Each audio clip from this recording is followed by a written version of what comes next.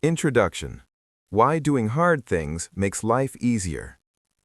If you only choose what is easy, life eventually becomes much harder than it needs to be. The truth is simple but powerful.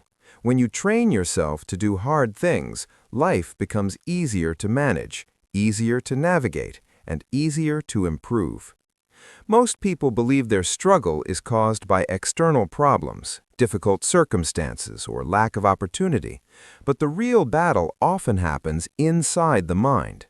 The human brain is naturally designed to avoid discomfort, uncertainty, pain, and effort. It wants safety, familiarity, and rest.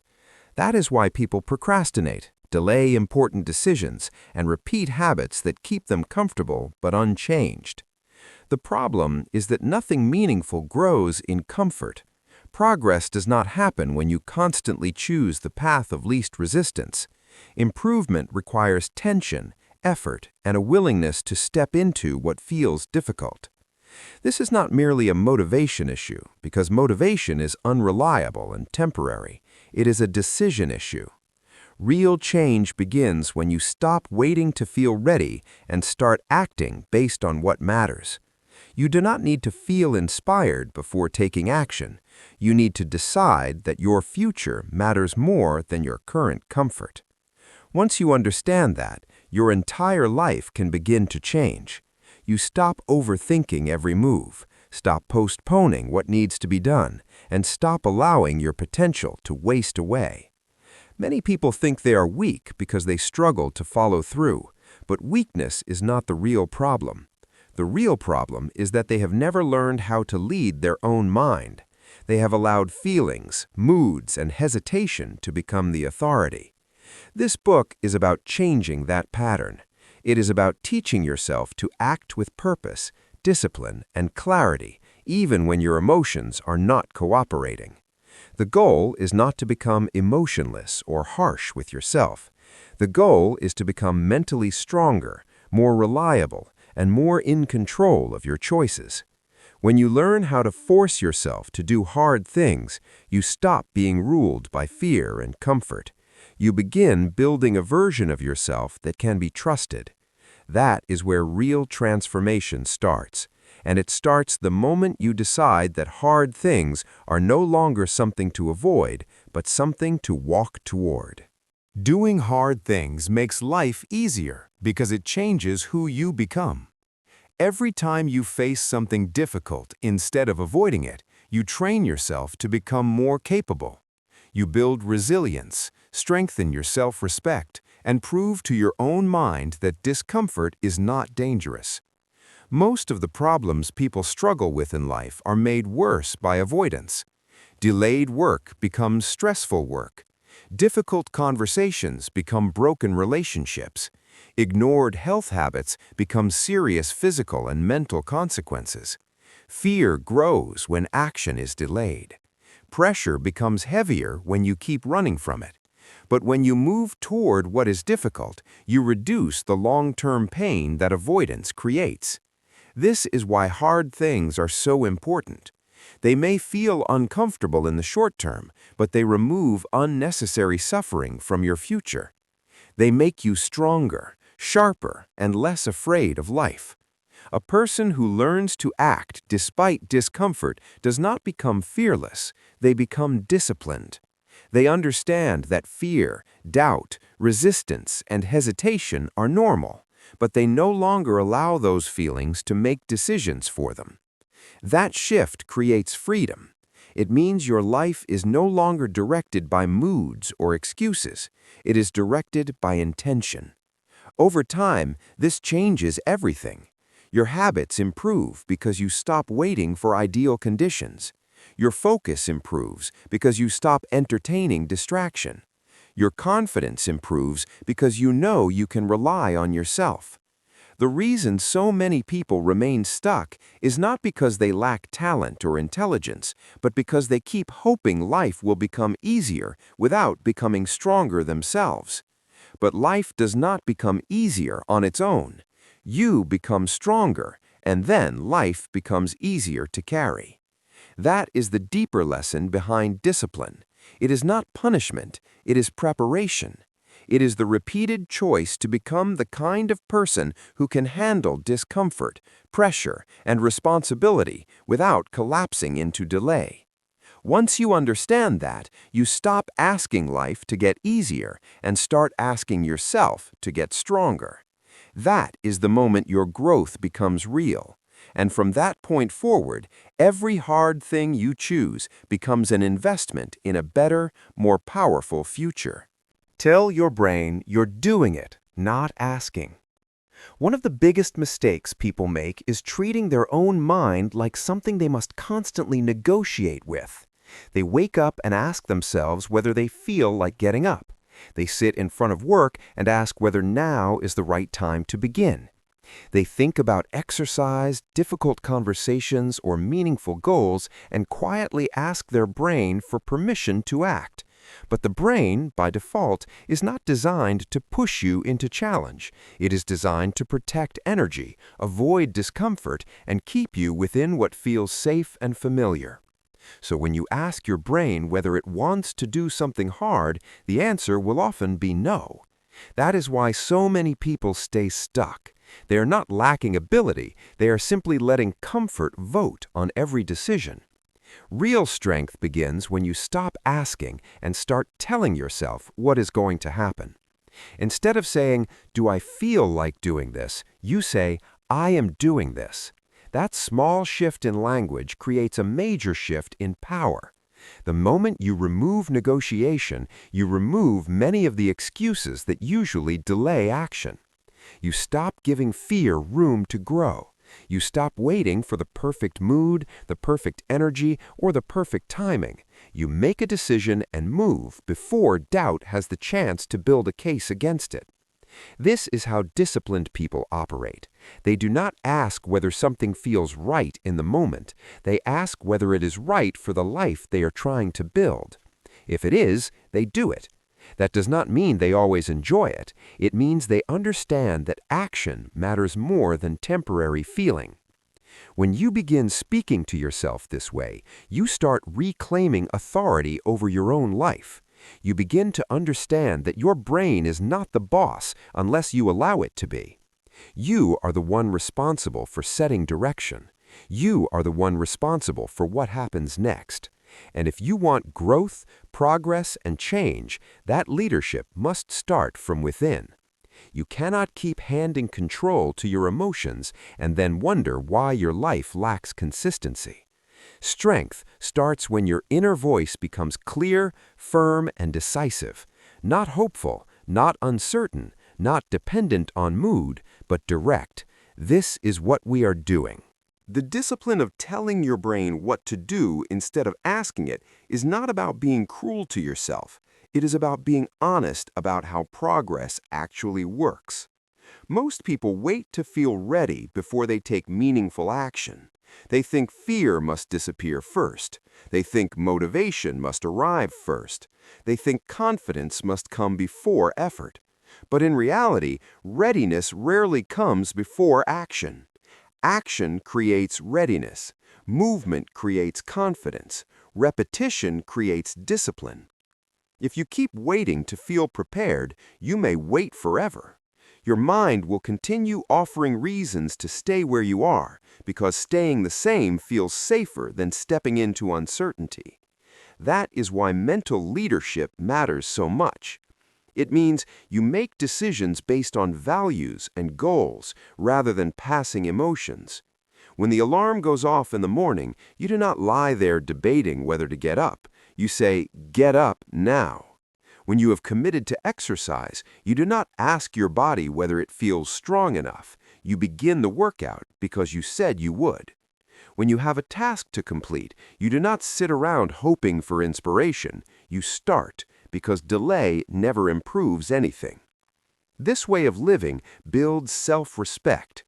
Every time you act without asking your emotions for approval, you strengthen the part of yourself that leads. Over time, your brain begins to adapt. It learns that resistance is not enough to stop you. It learns that your decisions are real. It learns to follow your lead instead of fighting for comfort at every step. That is how you build mental muscle. It is not built through theory or intention alone. It is built through repeated action in moments when your brain would prefer ease. The more often you choose effort over comfort, the more natural discipline becomes. You stop seeing hard things as threats and start seeing them as part of your identity. You become someone who acts because it matters, not because it feels pleasant. That identity shift is powerful. It changes how you work, how you think, and how you carry yourself in every area of life.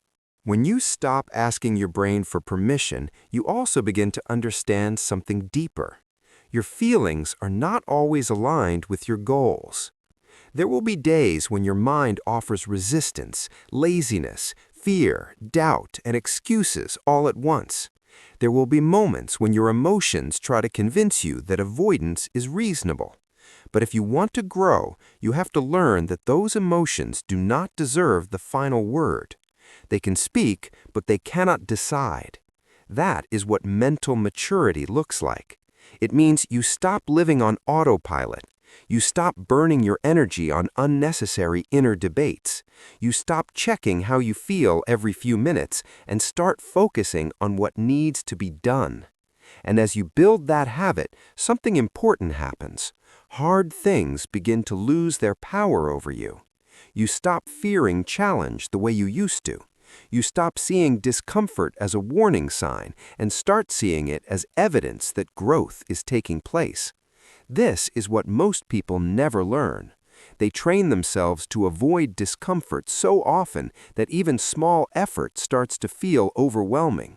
But you can train yourself in the opposite direction. You can teach your mind that discomfort is not danger, it is development. Resistance is not a reason to stop, it is an invitation to rise. Every time you respond to hesitation with action, you become someone stronger. Every time your brain says, "I don't want to," and you answer, "We're doing it anyway," you reshape your identity. You build a future based on action rather than emotion. That is how real transformation begins. It does not begin with waiting, hoping, or wishing. It begins with a decision made firmly and followed through consistently. You already have the ability to do hard things. What you need now is the willingness to stop asking and start leading.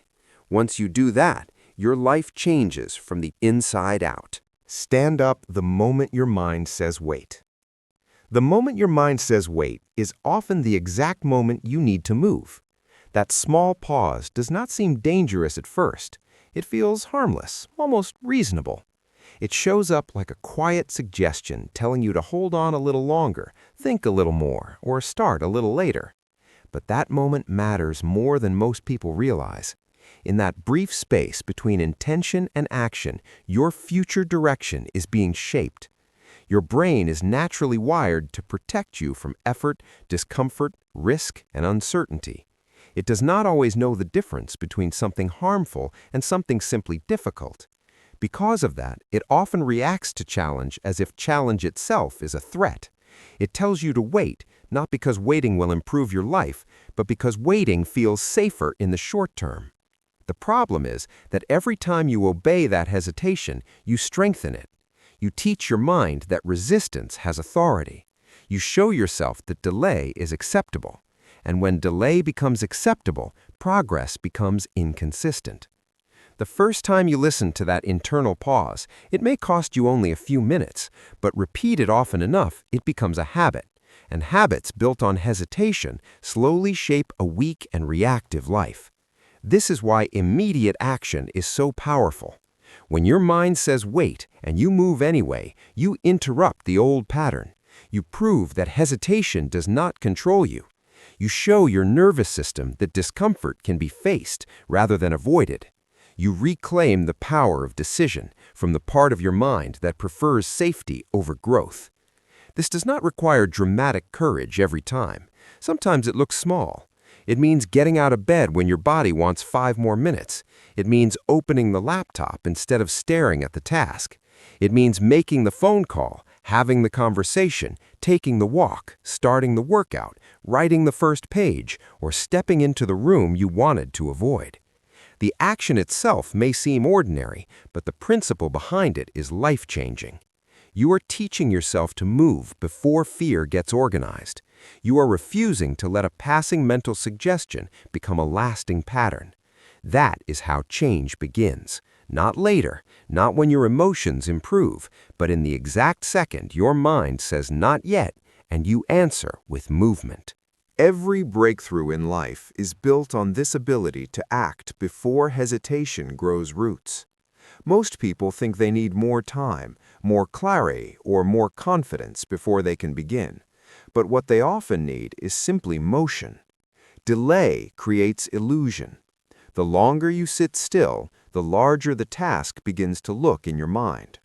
Your thoughts start collecting excuses, building stories, and magnifying the discomfort ahead.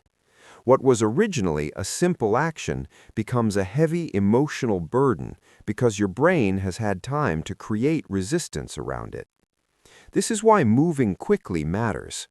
Action cuts through the mental noise before it hardens into avoidance. Once you are up, once you have started, once your body is engaged, momentum begins to work in your favor. The task that felt impossible while you were sitting in thought suddenly becomes manageable through movement. That is one of the biggest lessons in discipline. Things often feel hardest right before they begin. The first few seconds are where the battle is won or lost. If you can win those seconds, you can change your day. If you can change your day consistently, you can change your life. This is why people who succeed are not necessarily more fearless than others. They have simply trained themselves to act sooner. They do not allow every urge to delay to become a full internal conversation. They understand that hesitation is expensive. It steals time, drains energy, and weakens identity. Every time you say, "I'll do it in a minute," you risk building a pattern of disconnection between what you intend and what you actually do. And over time, that gap becomes painful. It erodes trust in yourself. You begin to see yourself as someone who thinks more than acts, plans more than executes, and delays more than delivers. But this can be reversed. The moment you adopt a rule that says, "When my mind says wait, I move," you begin restoring self-respect. You start becoming someone who responds rather than retreats. Your confidence no longer depends on perfect feelings. It begins to come from proof. Proof that you can act while uncertain. Proof that you can move while uncomfortable. Proof that your hesitation is not stronger than your decision. That kind of proof builds a powerful identity, and identity always drives behavior. To live this way, you have to stop romanticizing delay. You have to stop calling it preparation, timing, or thinking it through, when deep down you know it is avoidance. Many people hide from action behind language that sounds productive. They say they are waiting for the right moment, trying to get in the right mindset, or giving themselves time to process. Sometimes reflection is necessary, but often these phrases are just polished forms of fear. They allow hesitation to wear respectable clothes. But your life does not change through respectable excuses. It changes through decisive movement. You need to develop the habit of immediate response. When you notice resistance, move. When you feel the urge to postpone, begin. When your mind tells you not now, stand up. This is not because every action must be rushed, but because hesitation has a cost and momentum has power. The more often you respond quickly, the less control delay has over you. Your brain begins to learn a new pattern. It learns that resistance is not a stop signal. It learns that wait no longer works on you the way it used to. Over time, this creates an incredible shift. You spend less time trapped in overthinking and more time in execution. You waste less energy managing guilt and more energy making progress. You stop fearing ordinary effort because you have practiced moving before your emotions can sabotage the moment. This skill applies to every part of life. It improves your work because you begin tasks faster. It improves your health because you stop delaying exercise and recovery habits. It improves your relationships because you stop putting off important conversations. It improves your confidence because you begin proving to yourself that your actions are stronger than your moods. You do not need more waiting. You do not need more perfect timing. You need a stronger response to hesitation. The next time your mind whispers, "Wait," take that as your signal. Stand up. Move immediately. Start before your thoughts multiply. Let action interrupt the old pattern. That is how you take back control. That is how you train your mind. That is how you stop living in pause and start building a life defined by movement, strength, and follow-through. Decide now and don't open any negotiation. One of the biggest reasons people stay stuck is not because they lack ability, talent, or desire, but because they keep reopening decisions that should have already been settled. They decide to wake up early, then negotiate with themselves in the morning. They commit to exercise, then start debating whether today is really necessary. They choose to work on something important, then spend the next hour questioning whether they are in the right mood, whether the timing is right, or whether they should start later instead. This constant reopening of decisions destroys momentum. The strongest people are not the ones who endlessly think about what to do. They are the ones who decide with clarity and then close the door behind that decision. They do not revisit it every time discomfort appears. They do not ask their feelings for permission to continue. They do not treat commitment like a temporary opinion. They make a choice and they honor it. That is where real strength begins. Every time you allow yourself to renegotiate a decision because the moment becomes uncomfortable, you weaken your authority over your own life. You teach your brain that your word is flexible, that pressure can change your standards, and that discomfort is enough to reopen what was already settled. Over time, this creates a mind that cannot commit deeply to anything. It becomes trapped in uncertainty, endlessly revisiting, rethinking, and reevaluating the same simple choices. But progress depends on finality. Growth requires a certain kind of firmness. You must learn to decide and then move as if the matter is closed, not because life never requires adjustment, but because too much of what people call reconsidering is really just fear looking for an exit. If you leave the door open even slightly, your mind will find a way to use that opening. It will search for reasons to delay, soften, and escape. That is why discipline is not just about making decisions. It is about refusing to reopen them once they are made. The moment you decide, "This is what I am doing," you must treat that decision as law, not as a suggestion. That is how consistency is built. That is how follow-through becomes normal. That is how self-respect grows stronger than temporary emotion. The brain loves options because options create comfort. If one path feels difficult, it wants another available. If one decision creates pressure, it wants a softer alternative nearby. This is why internal negotiation is so dangerous. It gives your mind too many exits. The moment a task becomes boring, challenging, or emotionally heavy, the brain starts offering alternatives. Maybe later. Maybe tomorrow. Maybe this is not the right time. Maybe you should wait until you feel better. Maybe there is a smarter way that requires less effort. These thoughts sound harmless, even intelligent, but often they are just refined excuses. They are the voice of avoidance, pretending to be wisdom. If you are not careful, you will spend your life trapped in a loop of endless internal debate, mistaking indecision for thoughtfulness. But clarity comes from commitment, not constant reconsideration. Once a meaningful decision is made, your job is not to keep discussing it with yourself. Your job is to act on it.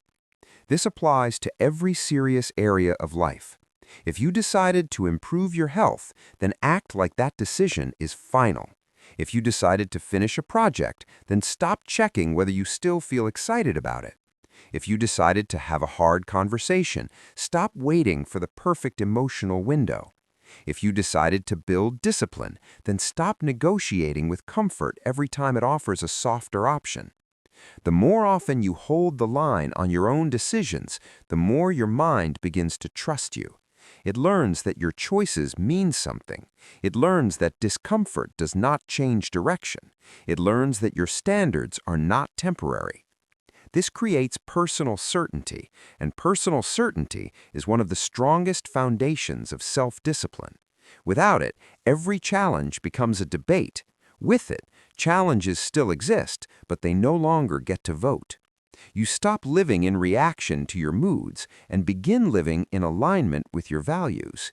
That shift changes everything. You save mental energy because you are no longer revisiting what has already been decided. You gain momentum because action replaces overthinking.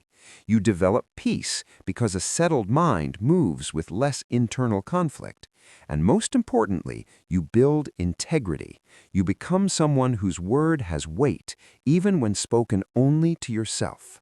There is a quiet power in making strong decisions and refusing to reopen them. It changes the way you carry yourself. You stop looking around for reassurance. You stop checking whether others approve. You stop waiting for a fresh wave of motivation to confirm what you already know needs to be done. Instead, you move with steadiness. You understand that emotions rise and fall, but your commitments must stay anchored. This does not mean becoming rigid in unhealthy ways. It means knowing the difference between wise adjustment and weak negotiation. Adjustment is strategic. Negotiation is emotional. Adjustment helps you stay committed to the mission while improving the method. Negotiation pulls you away from the mission the moment it becomes uncomfortable. You need the strength to recognize that difference. Many people say they want discipline, but what they really need is stronger decision-making. They need to stop treating every uncomfortable moment as a reason to revisit the plan. They need to stop acting like commitment should feel easy if it is the right choice. The truth is, the right decisions often feel difficult because they ask more of you than your old habits want to give. That pressure is not a sign that the decision was wrong. It is a sign that growth is happening. So when the second voice appears and says, "Are you sure?" you do not have to answer it. You do not have to debate it. You do not have to defend your choice to your own fear. You simply return to the fact that the decision is already made. Then you act. That is what strong people do. They decide once and move many times. They do not spend their life reopening what was already clear. They build trust with themselves by treating their own word like a command. And once that trust is established, confidence rises naturally. You stop seeing yourself as someone who might follow through and start seeing yourself as someone who does. That identity is powerful. It shapes your habits, your results, and your future. So decide now, decide clearly, decide fully, and once the decision is made, do not open any negotiation. Protect your choice from fear, mood, and comfort. Let your actions confirm your commitment. That is how you build a life of direction, discipline, and real progress. Feel the resistance and walk into it anyway. Most people misunderstand resistance. They feel that tension in their body, that hesitation in their mind, that heaviness in the moment before a difficult task, and they assume it means they should stop. They interpret discomfort as danger and pressure as proof that something is wrong. But resistance is not always a warning. Very often, it is evidence that you are standing at the edge of growth. It appears when you are about to do something meaningful, something unfamiliar, something that stretches your identity beyond its current limits. The reason it feels uncomfortable is because growth always asks for more than your old habits want to give. Resistance is the natural friction between the person you are now and the person you are trying to become. If you keep backing away every time that friction appears, you remain trapped inside your current boundaries. You do not become stronger by avoiding the edge. You become stronger by stepping across it. That is why the right response to resistance is not retreat, but movement. You do not wait for fear to disappear. You do not wait for the pressure to feel lighter. You feel it and walk forward anyway. That is the shift that changes everything. The challenge you have been avoiding, the conversation you have delayed, the habit you have been resisting, the work you have been postponing, all of it carries resistance because it demands change. And change is costly to the old self. Your brain wants what is familiar, even if familiar is limiting. It prefers the pain it knows over the uncertainty of something better. But your future does not live inside what is familiar. It lives on the other side of what currently feels uncomfortable. That is why resistance must stop being a stop sign in your mind. It has to become a signal that something important is here, something worth facing, something worth moving toward. Every time you choose to walk into resistance instead of away from it, you are proving to yourself that discomfort does not control your direction.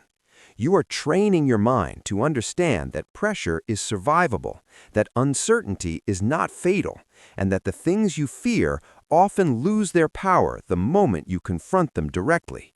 If you wait for resistance to disappear before you act, you may wait forever. Resistance is clever. It adapts to your habits. It changes its voice depending on what works on you. Some days it sounds like laziness. Some days it sounds like caution. Some days it sounds like self-care, perfectionism, or the need for more preparation. It rarely presents itself as obvious weakness. Instead, it often comes disguised as a reasonable delay. That is what makes it dangerous. If you are not alert, you will obey it while thinking you are being smart. But there is a difference between wise timing and avoidance, and one of the clearest ways to recognize avoidance is this: it keeps you still in the presence of something that matters. Resistance wants you to hesitate long enough for your energy to fade and your excuses to grow. It wants you to sit with the task until it feels bigger than it is. It wants your imagination to do its work so fear can expand. But action breaks that spell. The moment you take the first real step, resistance begins to lose its shape. What looked huge starts becoming manageable. What felt impossible begins to feel practical.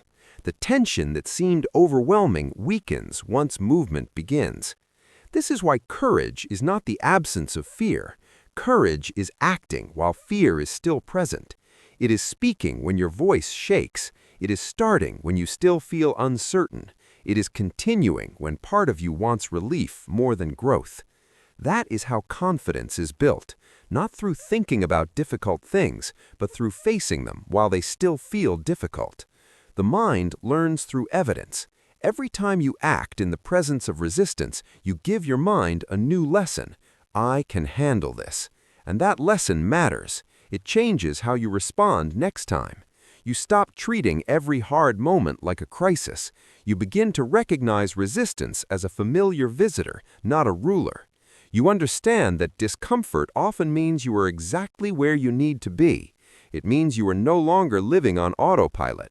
It means you are no longer just protecting your current identity. You are challenging it. You are expanding it. And that expansion is supposed to feel demanding. It is supposed to ask something of you. That is the price of becoming more. Walking into resistance is not about becoming fearless or pretending things do not affect you. It is about becoming willing. Willing to feel pressure without collapsing. Willing to be uncomfortable without turning back. Willing to act before your emotions have approved the moment. That willingness is rare, but it is the foundation of mastery in any area of life. Whether you want better health, stronger relationships, deeper self-respect, or meaningful success, the path will repeatedly bring you face to face with resistance. It will show up in the early morning when you want more sleep, in the middle of work when distraction feels easier, in difficult conversations when silence feels safer, and in moments of growth when your old self begs to stay in control. Your task is not to eliminate resistance. Your task is to become stronger than the habit of obeying it. That is how identity changes, one hard choice at a time, one moment of discomfort met with action, one instance of fear answered with movement. Over time, this creates a version of you that no longer runs at the first sign of pressure. You begin to trust yourself differently. You stop seeing yourself as someone who avoids and start seeing yourself as someone who confronts. That identity shift is powerful because it affects everything. It changes the way you enter challenges, the way you recover from setbacks, and the way you interpret discomfort. Instead of asking, "Why is this so hard?" you begin asking, "What is this trying to grow in me?" That question creates strength. It keeps you moving. It reminds you that resistance is not your enemy. It is the doorway. It is the edge. It is the invitation. So when you feel your body tighten, your mind hesitate, and your instincts push you to retreat, do not treat that as a reason to stop. Treat it as your signal. Breathe, step forward, and walk into it anyway. That is how growth happens. That is how discipline becomes real. That is how you take control of your life in the moments that matter most. Drag your focus back every time it drifts. Focus is not something you achieve once and then keep forever. It is not a permanent mental state that, once found, stays with you for the rest of the day. Focus is a discipline of returning. It is the repeated act of noticing when your attention has wandered and deliberately bringing it back to where it belongs. That is what most people fail to understand. They think distraction means they are failing, so when their mind drifts, they become frustrated, discouraged, or mentally checked out. But drifting is normal. Every human mind wanders. The real difference between a distracted life and a productive one is not whether focus breaks, but whether you return quickly when it does. The people who accomplish meaningful work are not necessarily the ones with perfect concentration. They are the ones who have trained themselves to recover their attention again and again, without trauma, without excuses, and without turning one distracted moment into a wasted day. That is the skill you need to build. Every time your thoughts drift away from the work, every time your hand reaches for your phone, every time your mind leaves the task and starts chasing random thoughts, worries, fantasies, or impulses, you face a choice. You can remain lost in the drift, or you can drag your attention back.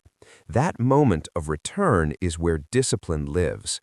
It may not feel impressive, but it is powerful. It is how your mind becomes stronger. It is how your habits become more stable. It is how your work improves. Focus is not proven by never drifting. It is proven by how many times you are willing to come back. The more often you return, the more mentally resilient you become. You stop seeing distraction as the end of your momentum and start treating it as part of the training. That mindset matters because it keeps you in the game. It keeps you from giving up on the day just because your attention slipped. A drifting mind is not the problem. A mind that is allowed to stay gone is the problem. If you want to build concentration, follow-through, and real mental strength, you must become someone who returns immediately and repeatedly. You must become someone who notices the drift and does not let it decide the direction of the day. Distraction usually does not arrive in dramatic ways. It steals your attention in small, ordinary moments. A quick glance at a message turns into 10 minutes of scrolling. A passing thought becomes a long mental detour. A difficult part of the task makes your brain search for something easier, and before you realize it, your energy has been redirected into things that do not matter. That is how focus is lost, not all at once, but in tiny leaks. If you're not alert, those leaks become patterns, and those patterns become your lifestyle. You begin living in partial attention, doing everything with one eye on something else, never fully present, never fully committed, never fully deep in the work that could actually change your life. This is why you must learn to guard your attention like something valuable, because it is. Where your attention goes, your life goes. If your focus is constantly available to every urge, notification, thought, and emotional shift, then your progress will always be weak and fragmented. But if you train yourself to bring your mind back, you begin building depth. You begin building presence. You start finishing more because your energy is not being scattered in every direction. This does not require some perfect mental environment. It requires awareness and repeated correction. You have to become someone who catches the moment attention slips. The second you notice yourself drifting, that is your signal. Do not keep wandering. Do not make a story about why you cannot focus today. Do not sink into guilt. Just return. Bring your eyes back to the page. Bring your mind back to the task. Bring your effort back to the priority. This simple act, repeated often, changes everything. It strengthens your control over your own mind. It tells your brain that wandering is not the final answer. It reminds your nervous system that you are the one choosing where your energy goes. Over time, that practice creates a sharper, steadier inner life. You become less reactive, less scattered, and less dependent on perfect moods. You build the ability to stay with what matters, even when your mind would rather escape into something easier. The most important part of this discipline is understanding that every return counts. Even if you have to drag your focus back 10 times in an hour, those 10 returns are not signs of weakness. They are signs of training. Just as physical strength is built through repeated effort, mental strength is built through repeated return. Each time you notice the drift and choose to come back, you are reinforcing the identity of someone who does not abandon the work. That matters more than temporary discomfort. Some days your attention will feel sharp and easy. Other days it will feel like a battle every few minutes. Both kinds of days can still build progress if you keep returning. The danger is not in losing focus. The danger is in deciding that because your focus is imperfect, the effort is no longer worth it. That mindset ruins more days than distraction itself. One broken moment does not ruin anything unless you use it as an excuse to stop trying. The truth is, you can always come back. You can come back after 5 minutes, after an hour, after a bad morning, or even after a wasted day. The return is always available. That is your power. That is your reset. That is your way forward. When you embrace this, you stop fearing mental drift. You stop judging yourself so harshly for being human. Instead, you build trust in your ability to recover. And recovery is what keeps people moving. It is what keeps projects alive, habits consistent, and growth possible. So when your attention slips, do not panic, do not quit. Do not let distraction become your identity. Pull yourself back again and again if necessary.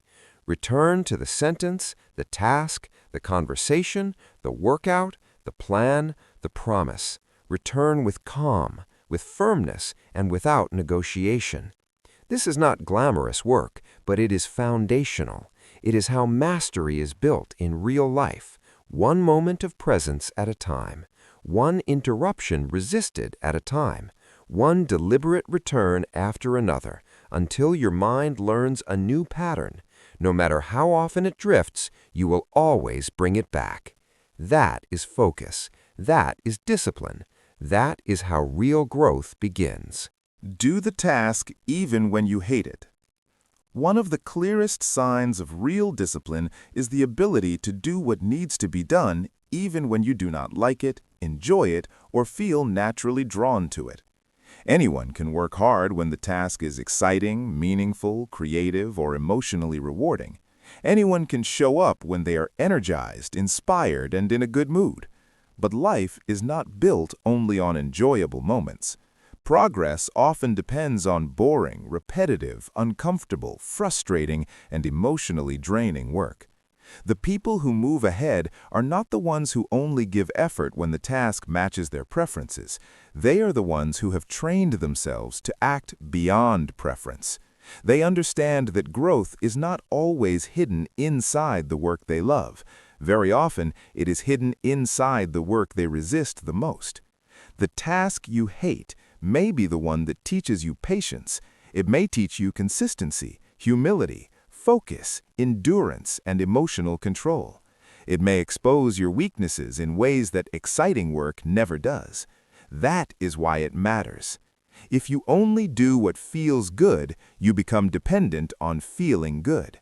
And the moment life asks something difficult of you, your ability to respond becomes fragile. But when you learn to do the task you hate, you become stronger than your temporary dislike. You prove to yourself that emotions are not in command. You build a self-image based on action rather than preference. This is one of the most powerful shifts a person can make. It changes the way you approach responsibility. You stop treating discomfort as an excuse to withdraw. You start seeing it as part of the training. Every hard, unpleasant, or dull task becomes an opportunity to strengthen the part of you that follows through. That part needs development because your future will ask you to carry many things that are not fun. It will ask for consistency when excitement is gone, maturity when emotions are unstable, and effort when the work feels thankless. If you cannot handle the tasks you hate, you will remain limited by your own preferences. But if you can face them directly and complete them anyway, you begin building a kind of strength that transfers into every area of life. The tasks you avoid are often the tasks that hold your growth hostage. They stay in the background of your mind, draining energy, creating guilt, and quietly controlling your progress. You know they matter, but because they feel unpleasant, you keep delaying them. The longer they sit untouched, the heavier they become. They take on emotional weight far beyond the actual effort required. What might have been a simple task turns into a symbol of avoidance, frustration, and self-betrayal. That is why doing the task you hate is about more than productivity. It is about reclaiming authority over your own life. When you sit down and face something you have been resisting, you break a psychological pattern. You stop allowing discomfort to decide your behavior. You interrupt the habit of delay. You reduce the power of dread by moving directly into what you have been avoiding. And in doing so, you earn something far more valuable than the completion of one task. You earn trust in yourself. Self-trust is built in these moments. It grows when you prove that your feelings do not automatically become your instructions. It grows when you continue despite irritation, boredom, low energy, or emotional resistance.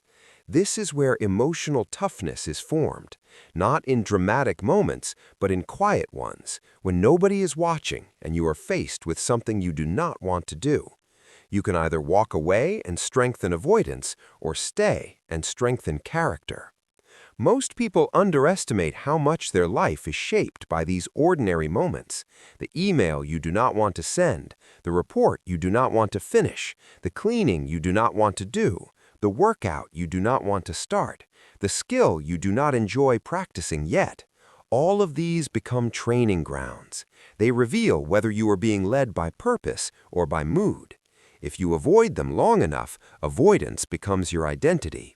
But if you keep stepping toward them, even reluctantly, discipline becomes your identity instead. That identity shift changes everything. You stop waiting for ideal emotional conditions. You begin acting because the task matters, because the commitment matters, because the person you are becoming matters. That is how a stronger life is built, one difficult, unglamorous task at a time. You do not have to love the process to respect its role in your development. That is an important truth. Many people think something is wrong if they dislike part of the journey.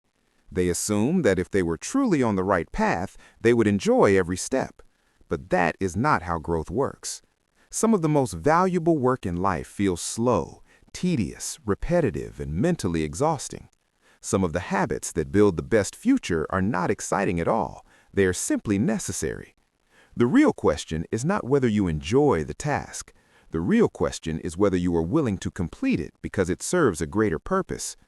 When you adopt that mindset, unpleasant work stops being personal. It becomes functional.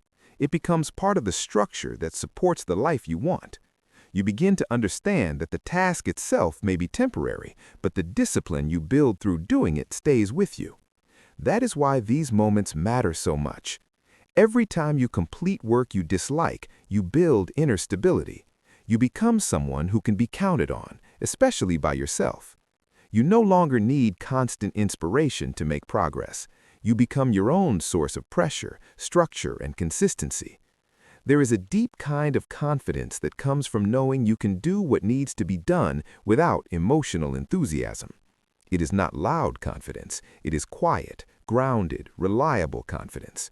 It is the kind that says, I may not enjoy this, but I will finish it.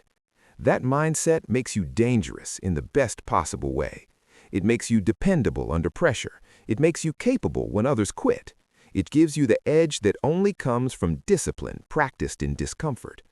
So when the next task appears and everything in you wants to avoid it, do not make your dislike the deciding factor. Start anyway. Continue anyway. Finish anyway. Let the discomfort be present, but do not let it lead. Let the boredom sit there, but do not let it stop you. Let the irritation speak, but do not obey it. You are not doing the task only for the result. You are doing it for the version of yourself that is formed in the process. And that version of you, the one who can stay, endure, and finish what is unpleasant, is the version that can build a life of real strength, stability, and long-term success. People often imagine that strong individuals are simply more motivated, more energized, or more naturally focused than everyone else. In reality, what often sets them apart is that they have learned not to let comfort direct their choices. They create structure because they know moods cannot be trusted. They act on schedule rather than waiting for the right feeling. They reduce unnecessary options because too many choices make it easier for comfort to sneak in. They understand that if the mind is left undirected, it naturally leans toward what is easiest in the moment.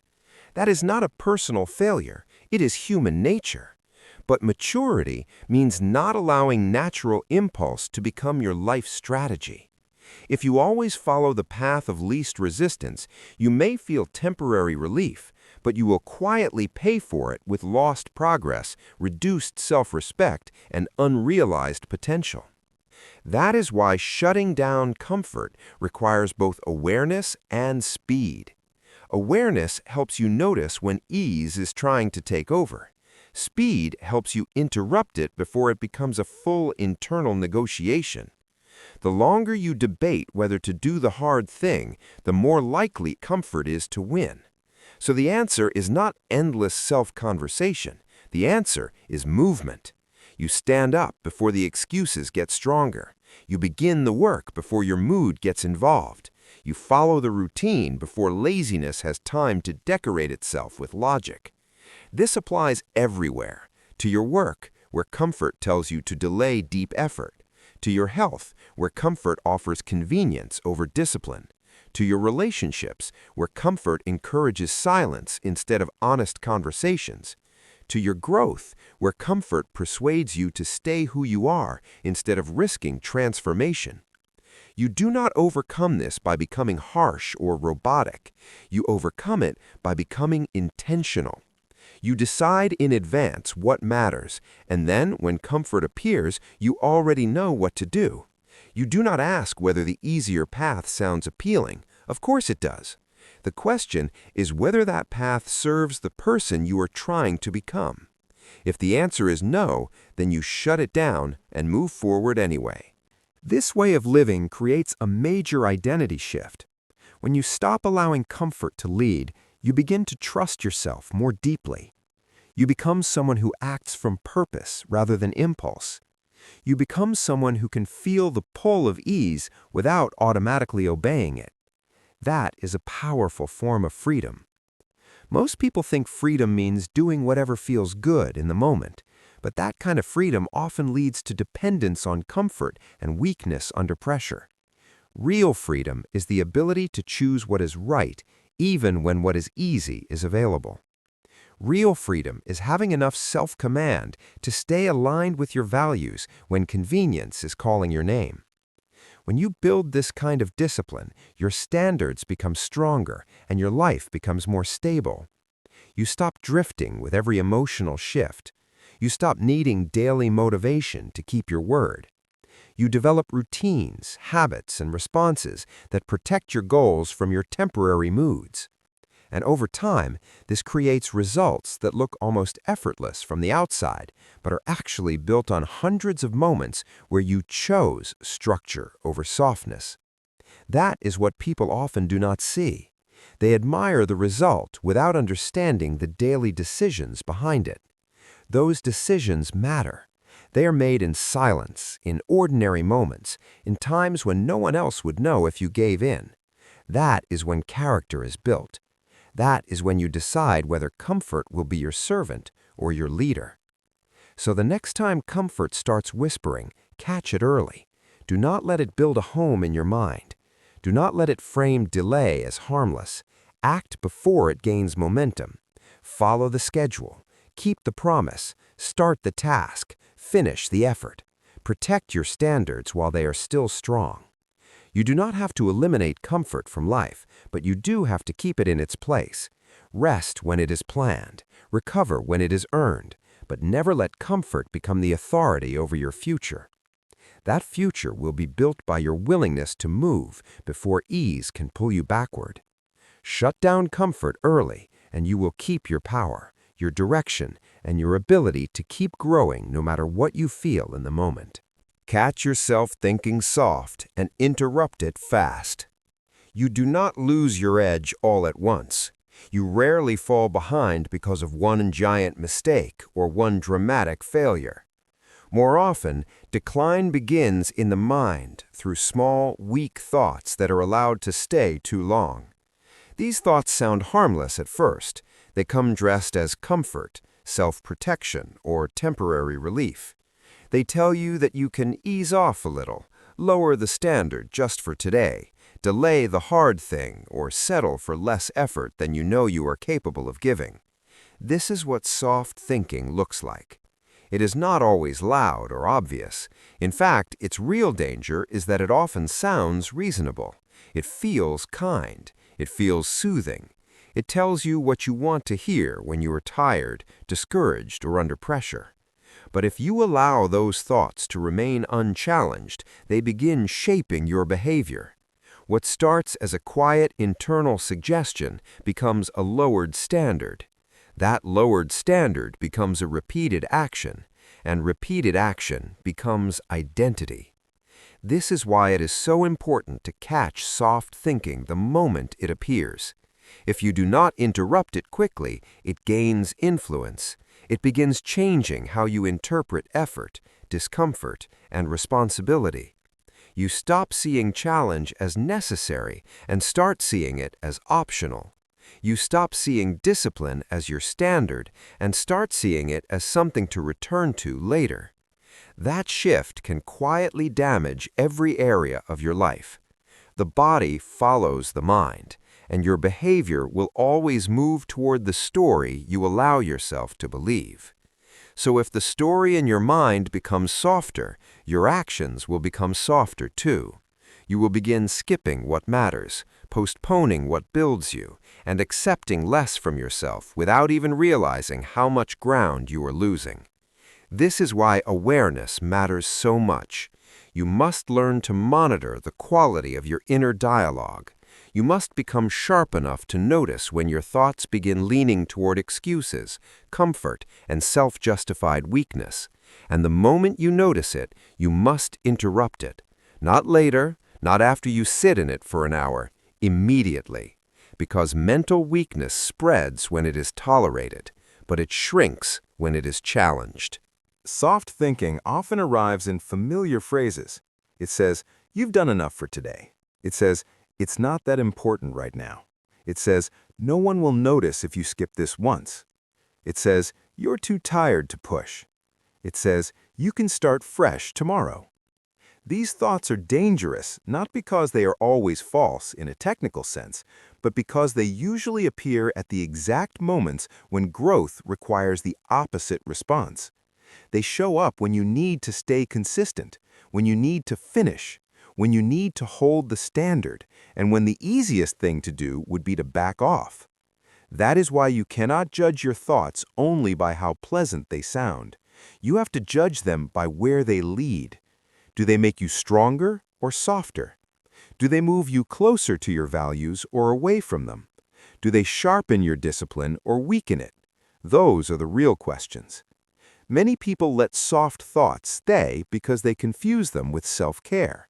But there is a difference between wise recovery and quiet surrender. Real self-care helps you return stronger. Soft thinking often helps you avoid what would make you stronger in the first place. That is why honesty is so important. You must be willing to tell the truth about what is happening in your mind. You must recognize when you are dressing avoidance in comforting language. Once you catch it, your job is not to debate with it for too long. Your job is to cut it off. Replace it with a stronger instruction. Move your body, change your posture, refocus your attention, speak something firm to yourself if you need to. Then act in a way that breaks the pattern immediately. Action is one of the fastest ways to interrupt soft thinking because it prevents the thought from deepening into a full emotional state. If you wait, the mind builds a case. If you move, the case weakens. This is why speed matters. You have to become someone who notices weakness early and responds before it settles into your attitude. That response may be small, but it must be decisive. It may be standing up, opening the file, starting the set, sending the message, or simply returning to what you promised yourself you would do. The point is not to be perfect. The point is to refuse to let soft thoughts become your direction. The more you practice this, the more mentally sharp you become. You begin to recognize patterns in your thinking before they control your day. You start hearing the difference between truth and comfort. You realize that not every thought deserves trust, and not every emotion deserves leadership. That realization is powerful because it puts you back in control. Instead of being passively carried by whatever voice is strongest in the moment, you become the one who decides which thoughts are allowed to stay and which must be removed. That is real mental discipline. It is not about never having weak thoughts. Everyone has them. It is about refusing to build a life around them. When you make this a habit, your standards begin to rise naturally because you are no longer feeding the part of your mind that always wants less effort, less pressure, less responsibility, and more comfort. You begin feeding strength instead. You begin reinforcing the mindset of someone who catches themselves, corrects themselves, and keeps moving. This changes your behavior in every area. You become more consistent because you stop allowing soft thoughts to become soft actions. You become more focused because you interrupt mental drift earlier. You become more resilient because you no longer collapse every time your inner voice offers an easier route. Most importantly, you begin respecting yourself more because there is something deeply powerful about knowing you can hear weakness without obeying it. That kind of self-respect is earned in small moments, in quiet moments, when no one else sees the battle but you know it is happening. Those are the moments that build identity. Those are the moments that determine whether you become someone led by comfort or someone led by purpose. So pay attention to your mind. Listen carefully. Catch the first sign of softness. Do not entertain it. Do not give it time to grow roots. Interrupt it fast and replace it with strength. Then do that again tomorrow and the day after that until sharp thinking becomes your default and discipline becomes part of who you are. That is how you protect your future. That is how you stop weakness before it spreads. That is how you build a mind that works for your goals instead of against them. Act like quitting is not even an option. The moment quitting becomes a mental option, it begins to influence the way you work, the way you think, and the way you respond to pressure. It does not always appear in an obvious form. It rarely enters your mind as a loud announcement telling you to stop everything immediately. More often, it arrives in quieter language. It sounds like doubt, frustration, discouragement, or the question of whether continuing is really worth it. It shows up when progress is slower than expected, when the effort feels heavy, when you are tired of trying, or when the emotional reward has disappeared. That is how quitting starts. It begins as a possibility. And once that possibility is entertained, your standards begin to soften, your commitment weakens, your focus scatters. Part of your energy starts drifting toward escape instead of effort. This is why you must train yourself to live as though quitting is not even available. Not because life will always be easy, and not because you will never need to adjust your methods, but because your direction must remain fixed, even when your emotions are unstable. The people who build anything meaningful do not do so because they always feel strong. They do it because they remove the option of surrender from their mindset. They stop negotiating with struggle. They stop treating challenge like evidence that they are on the wrong path. Instead, they accept difficulty as part of the process and continue moving. When quitting is not on the table, your relationship with hard moments changes. Instead of asking whether you should keep going, you begin asking how you will keep going. Instead of wondering whether this challenge means you should stop, you begin figuring out how to work through it. That shift is everything. It conserves energy because you are no longer wasting time debating your commitment. It deepens discipline because your mind knows the mission is staying alive. It strengthens identity because you begin seeing yourself as someone who endures rather than someone who escapes. The truth is that many people do not fail because they lacked ability. They fail because they allowed quitting to remain in their vocabulary. They gave difficulty too much authority.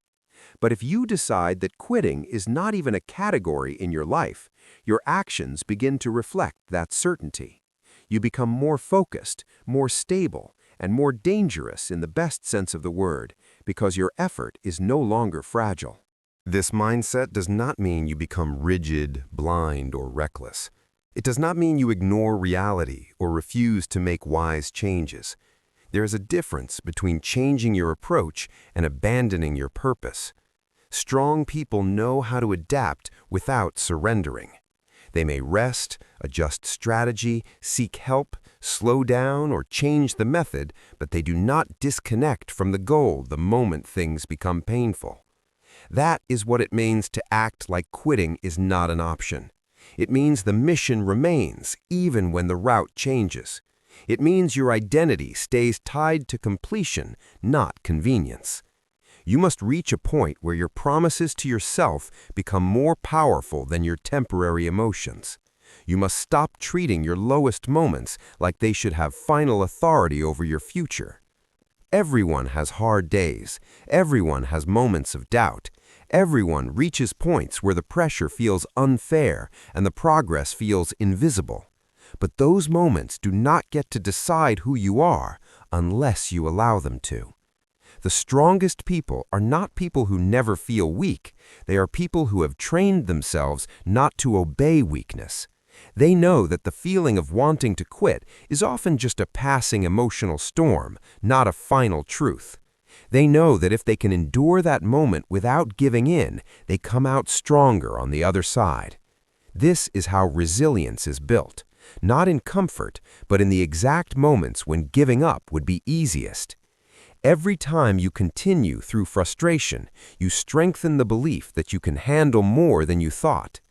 Every time you stay with the process when it becomes boring, uncertain, or emotionally flat, you reinforce the identity of someone who can be trusted under pressure.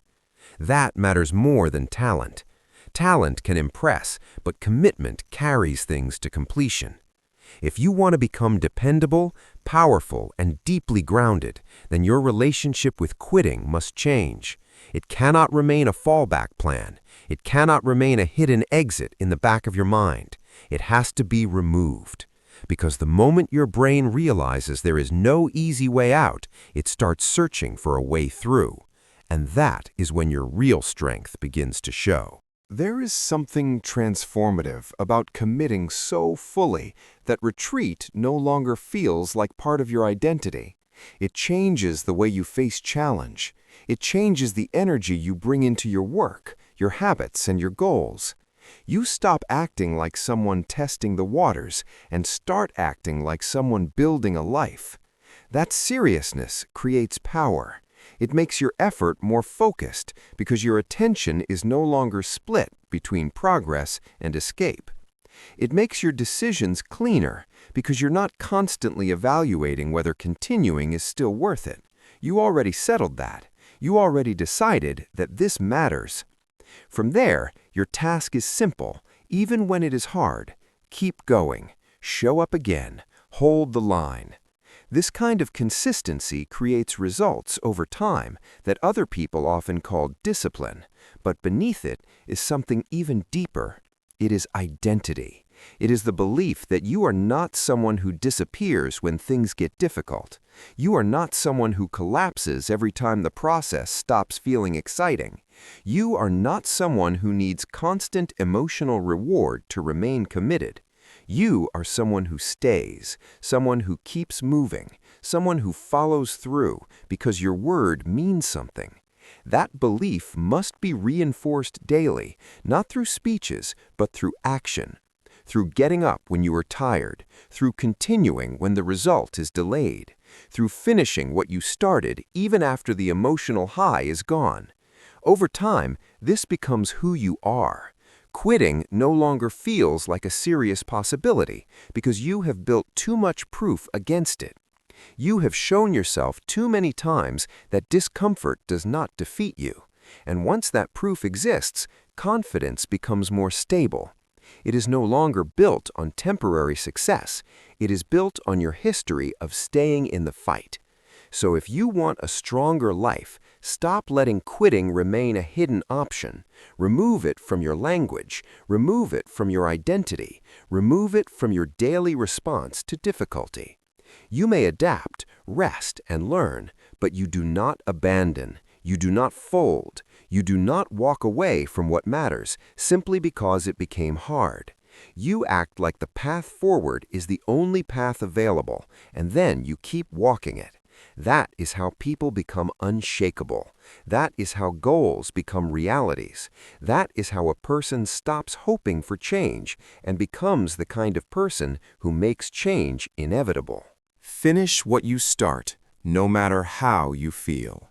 Finishing what you start is one of the clearest measures of character because it reveals whether your decisions have weight or whether they disappear the moment your feelings change.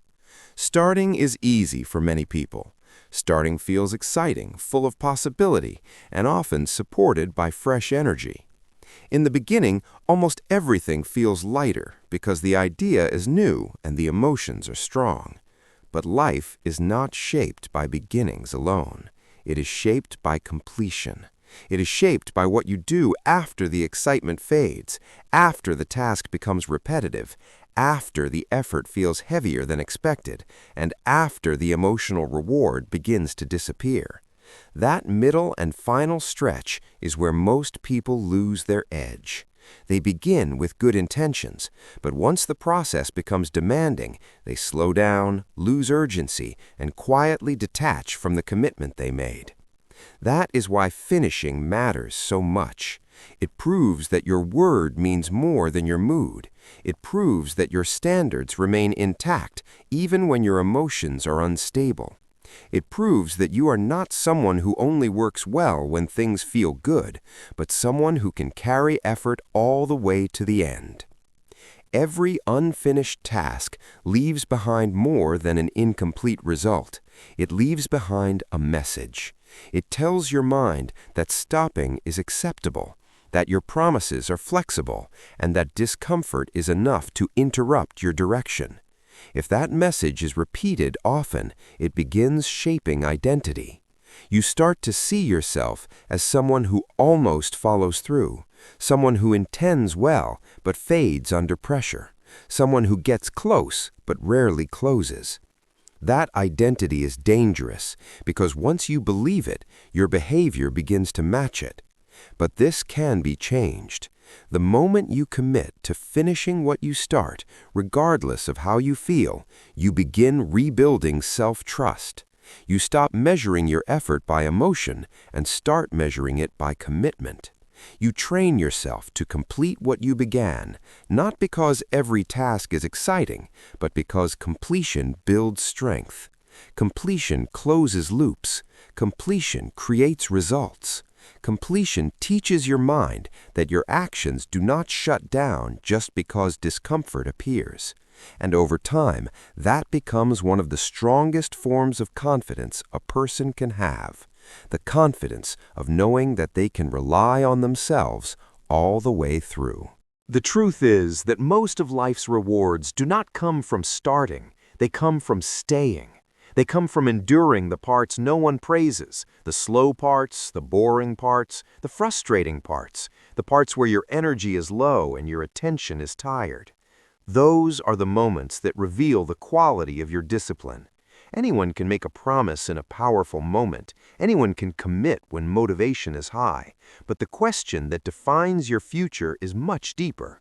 What do you do when you no longer feel like continuing? Do you stop and tell yourself you will return later? Do you lower the standard because the process is no longer fun? Or do you hold the line and carry the effort through to completion? That is where real power is built. The brain loves to negotiate in these moments. It says that finishing tomorrow is just as good as finishing today. It says that almost done is good enough. It says that one delay will not matter.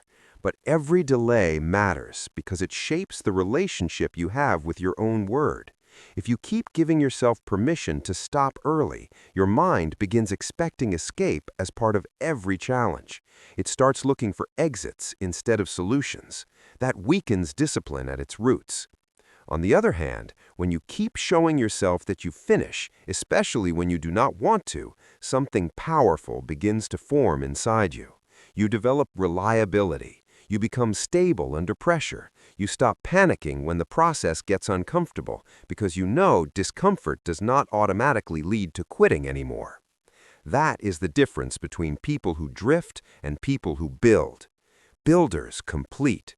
They don't need every day to feel inspiring. They don't need every step to feel meaningful in the moment.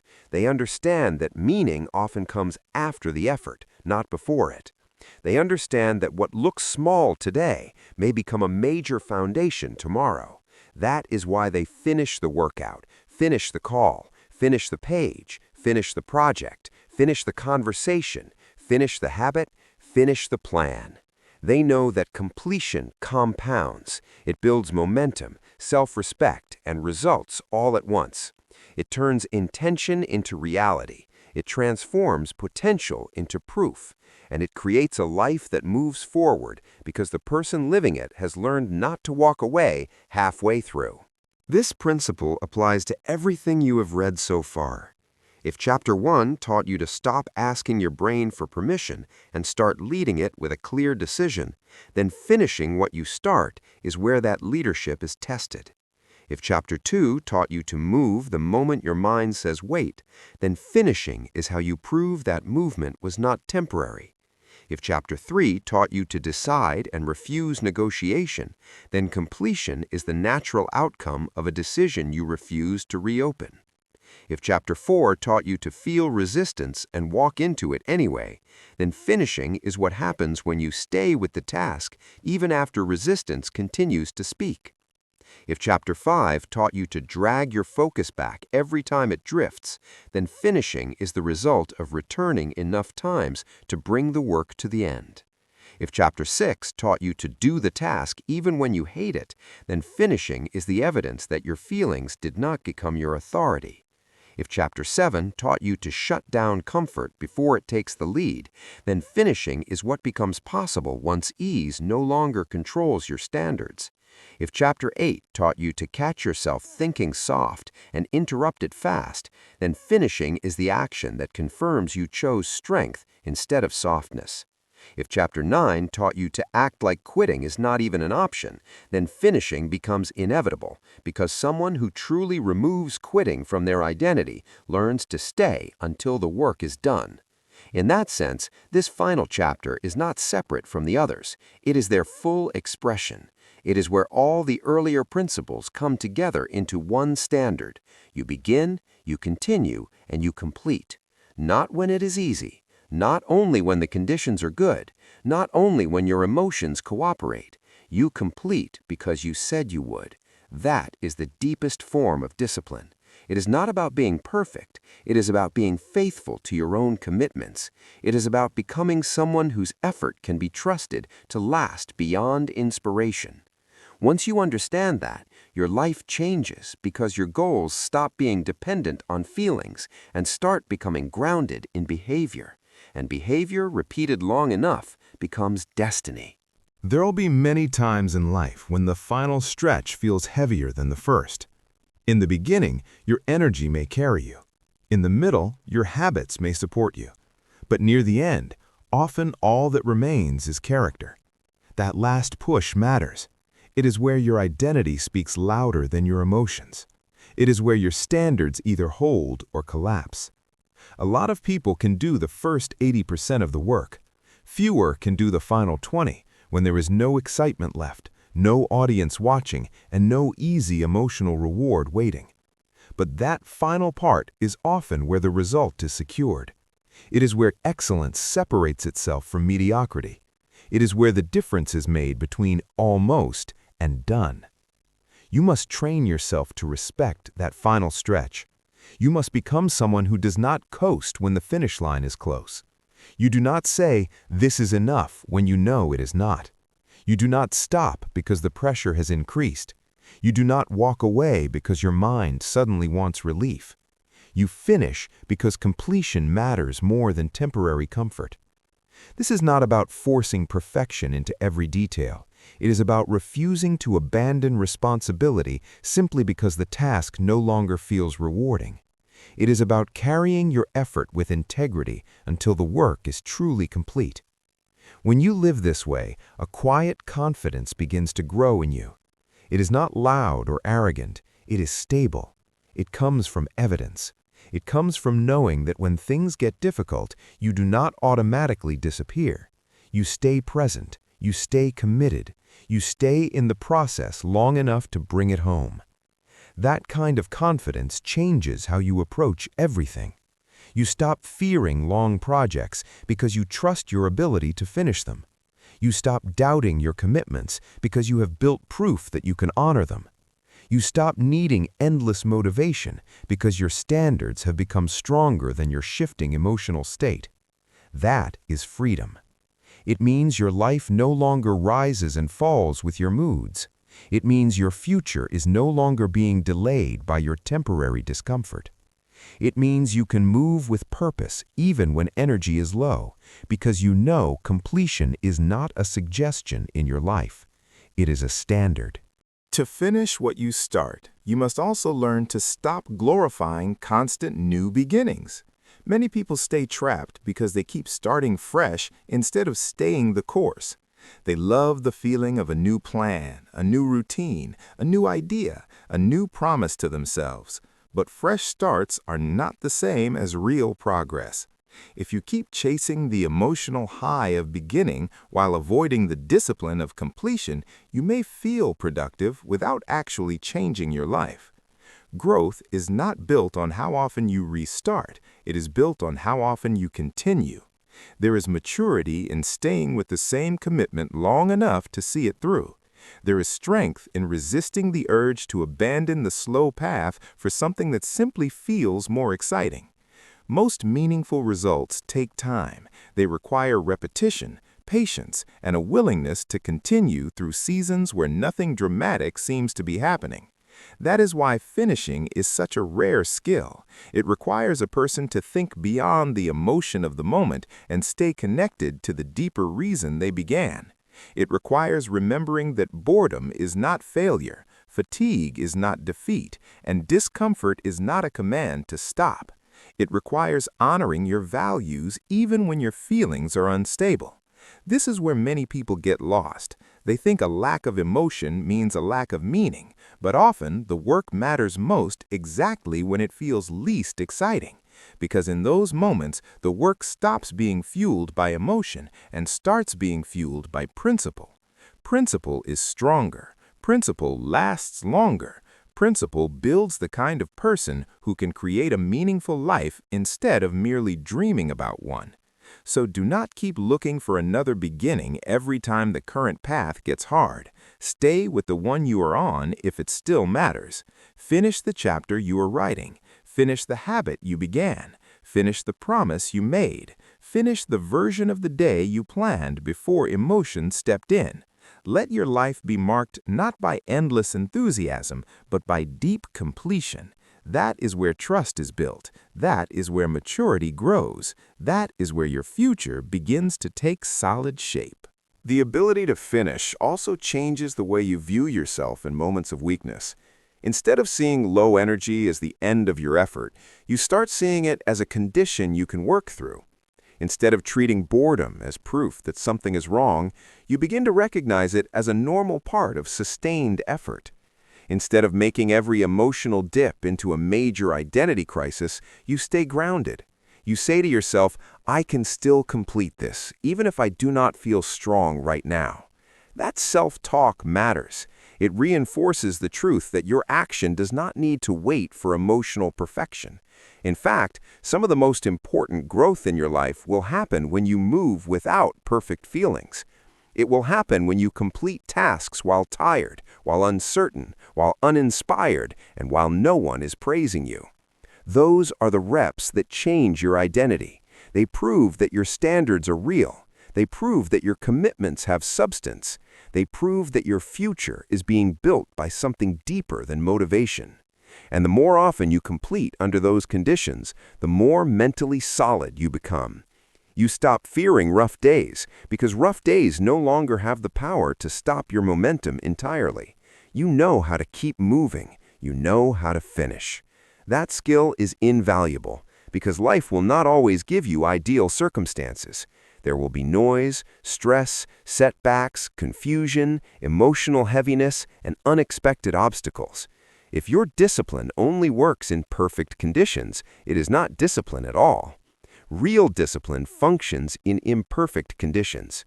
Real discipline says, I may not feel ideal, but I can still do what I said I would do. That statement, lived consistently, creates extraordinary outcomes over time.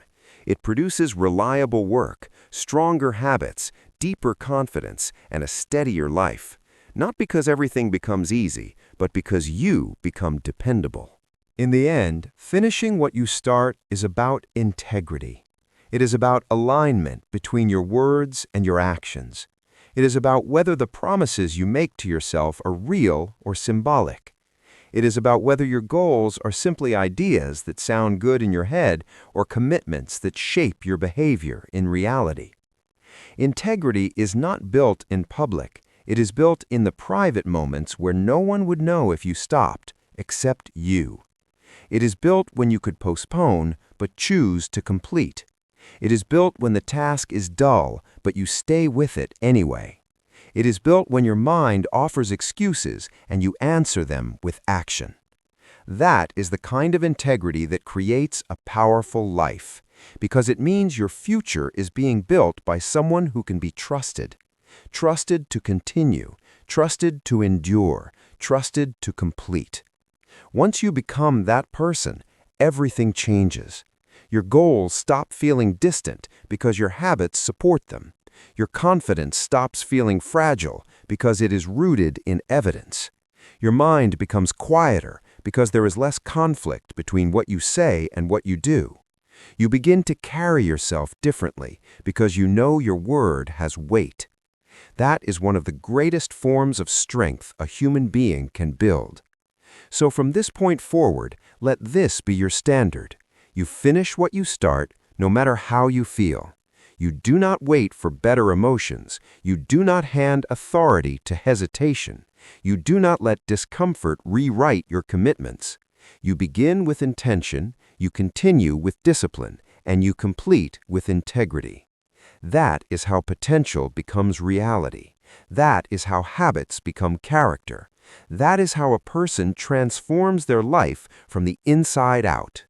And if you live this way consistently, then everything in the chapters before this becomes more than advice. It becomes identity. It becomes the way you think, the way you act, and the way you move through life. You lead your mind. You move when hesitation appears. You decide firmly. You walk into resistance. You return your focus. You do the task you hate. You shut down comfort. You interrupt soft thinking. You remove quitting. And above all, you finish. That is the standard. That is the path. That is the mindset that turns wasted potential into real power.